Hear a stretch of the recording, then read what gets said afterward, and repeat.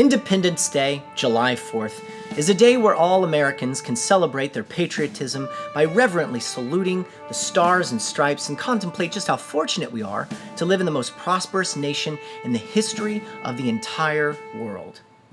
For some people. For many Americans, though, it's just another day to get plastered and blow up. Like St. Patty's Day or Cinco de Mayo, but with explosives. Such is the premise of the short story we'll be taking a look at today, one of Stephen King's rare forays into pure comedy. Here, Constant Watchers, is Stephen King's 4th of July farce, Drunken Fireworks.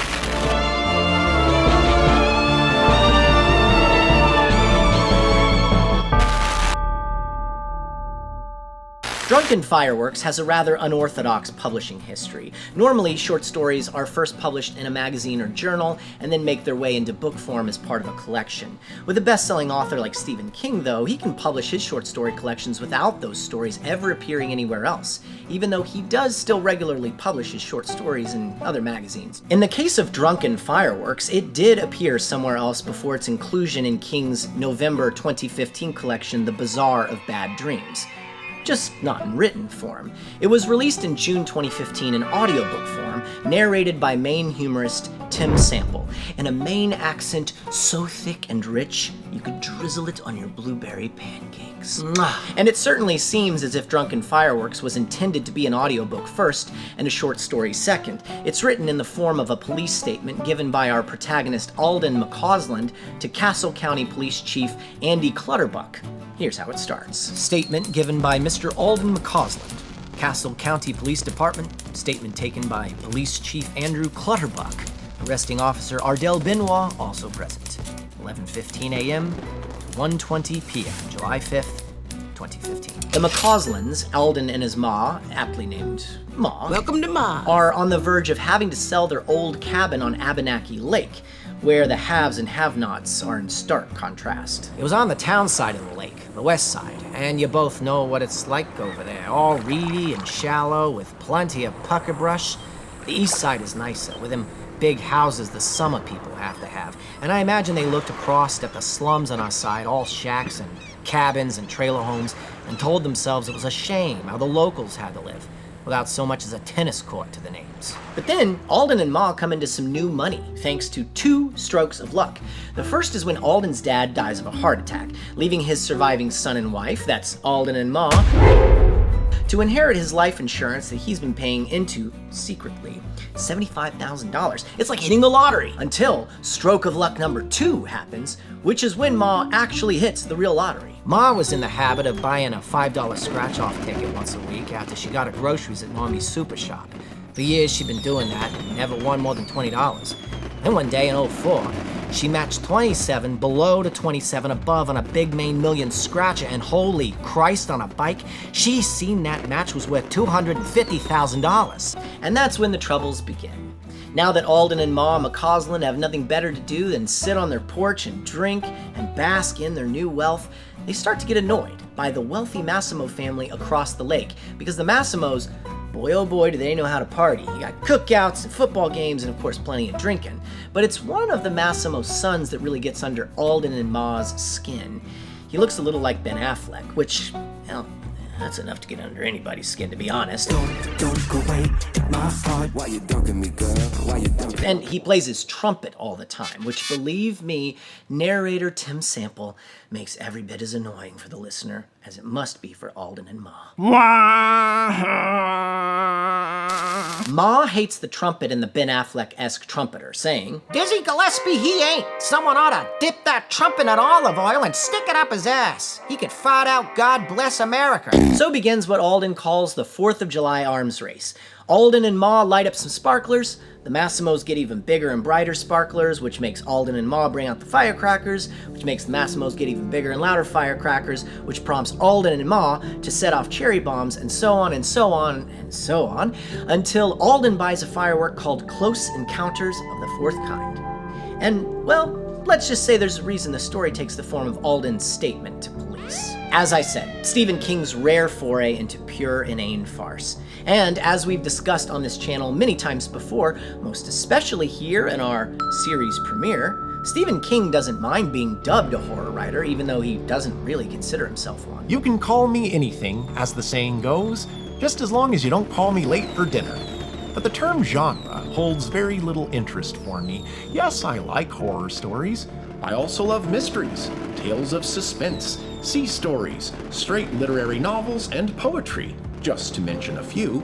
I also like to read and write stories that strike me funny, and that should surprise nobody because humor and horror are Siamese twins. Which is where Drunken Fireworks comes into play. Not long ago, I heard a guy talking about a fireworks arms race on a lake in Maine, and this story came to mind.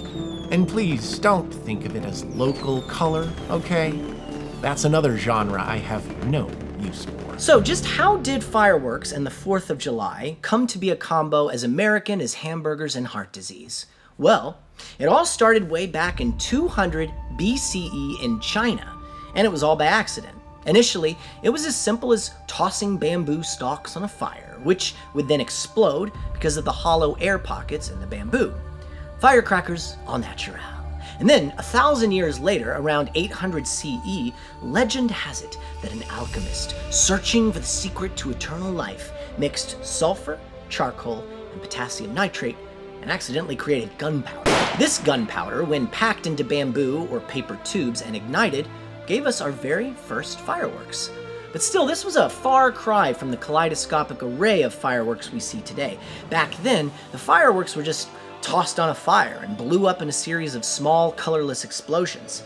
And so it went for several hundred years until the Arabs pioneered the use of gunpowder for weaponry. From there, gunpowder blew up. Militaries across the globe developing its use for warfare, transforming large gunpowder-driven weapons like cannons into more mobile, more versatile firearms. Meanwhile, fireworks spread across Europe and evolved from gunpowder-filled bamboo tubes thrown on a fire to more elaborate displays that could be fired into the air, used for festive occasions like religious festivals, military victories, and royal celebrations. Early American colonists brought fireworks with them across the Atlantic, continuing to use them for celebratory purposes. And what better celebration than freeing themselves from the tyrannical rule of King George? Awesome. Wow. On July 2nd, 1776, 2 days before the Declaration of Independence was signed, John Adams wrote this letter to his wife, specifically singling out fireworks, which he called illuminations. This day will be most memorable in the history of America. I am apt to believe that it will be celebrated by succeeding generations as the great anniversary festival. It ought to be solemnized with pomp and parade, bonfires and illuminations, from one end of this continent to the other, from this time forward, forevermore. And if John Adams orders you to light up some fireworks, you best light up some damn fireworks. And so it went. Fireworks cementing themselves as a staple of Independence Day, getting bigger and brighter and louder over the years, and more colorful, with the Italians adding chemicals in the 1830s to give them a veritable rainbow of color variations beyond the just orange color that they'd been throughout history up until then. Wow, what a long and fascinating journey fireworks have had. But you know what? F*** fireworks. F*** them. You remember all that business about gunpowder and chemicals? Well, that junk's gotta go somewhere. All that smoke, dust, and debris from exploded fireworks goes into our air, our water, our ground. This stuff can contain toxic chemicals and residues of heavy metals. Toxic compounds like antimony sulfide and arsenic have been found in fireworks, as have perchlorate salts, which cause damage to the thyroid gland, so much so that several states have begun to regulate its levels in their drinking water. Not to mention all the non-biodegradable materials that blow to pieces from an exploded firework, scattering all over our rivers, our lakes, our fields, and our forests. Paper and plastic and metal, all this shit can be ingested by wild and domestic animals with fatal results. Speaking of animals, they f***ing hate fireworks. They hate fireworks more than I do, and I f***ing hate fireworks. A major study showed that 1,000 times as many birds are in flight on New Year's Eve than on any other night, some flying as much as 300 miles to get away from the fireworks. They've been known to fatally smash against buildings and flee so far out to sea that they're unable to return alive. Birds and other nesting animals like squirrels flee their nests in terror from fireworks and are then unable to return, leaving their babies to starve to death. The negative effects on wildlife are too extensive to go into here, but let's put it this way. Can you think of an animal, any animal, that enjoys sudden, startling, loud explosions and sudden, blinding, bright, flashing lights? I'll wait. And so, of course, if wild animals hate fireworks, our domestic furry friends, living lives of cushy luxury with no fear of predators, certainly hate them just as much. In the US, animal control officials have reported a 30 to 60% increase in lost pets each year between July 4th and July 6th, with July 5th being one of the busiest days of the year for animal shelters. And even if you feel like expressing your patriotism via big, dumb, loud, explodey shit outweighs the well-being of our animal brethren, there's a deep, disgusting irony to all the loud bangs and booms that fireworks make. They trigger post-traumatic stress disorder in veterans. These heroic men and women have fought to preserve our freedom, and in doing so, return home with PTSD, only to be celebrated with blinding, booming explosives that can trigger their traumatic war experiences. Cynthia Geppert, professor and director of ethics education at the University of New Mexico School of Medicine in Albuquerque, notes that we, after all, are remarkably similar in physiology to other mammals, and not surprisingly, veterans with PTSD exhibit many of the same reactions to fireworks. The sights, sounds, and odor of fireworks, as well as the vocal responses of the crowd at large displays, evoke memories that trigger fear and anxiety. And according to the U.S. Department of Veterans Affairs, fireworks are loud with bright flashes of light, creating smoke and burning smells. There are often crowds gathered to watch displays, and loud music may be typical. Any of these sounds, sights, or smells may serve as trauma reminders. For veterans, fireworks may cue memories of combats or explosions, and certain military-related celebrations may also raise distress.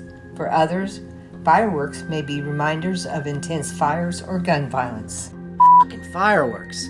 They're bad for the environment, they're bad for animals, including our pets. They trigger PTSD in veterans, and they're just all around fucking stupid. If there's any message to take away from drunken fireworks, it's just how stupid fireworks are, especially in the hands of drunk dumbasses posturing patriotism. In the coda of the story, after King takes us out of the main narrative of the police report, arresting officer Ardell Benoit notes how busy the fire department has been. Of course they have to be on 4th of July nights, because there are always a few fools setting off drunken fireworks. Aren't we as a species above this? Aren't we above gazing into the sky like a bunch of dummies watching bright, shiny lights make big booms? I mean, look at this. Look at this. In one of the biggest fireworks fails in recent history, San Diego's 2012 fireworks show unleashed 16 and a half minutes worth of fireworks in 30 seconds.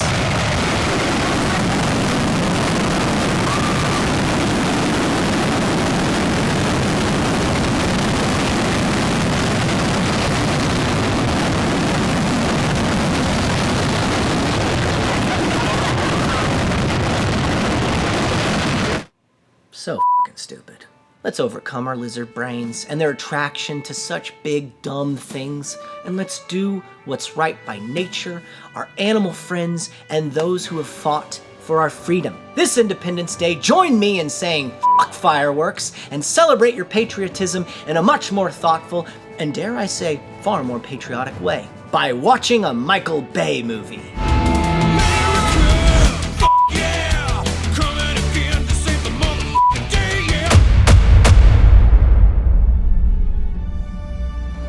If you like what we're doing over here at the Stephen Kingdom and would like to show us a little monetary love, our Patreon has all sorts of exclusive goodies for our supporters, including extended and deleted scenes, behind-the-scenes featurettes, early access to episodes, and your name in the end credits. Be sure to subscribe to the Stephen Kingdom channel here, and check out our past short story episodes here. Long days and pleasant nights, Constant Watchers.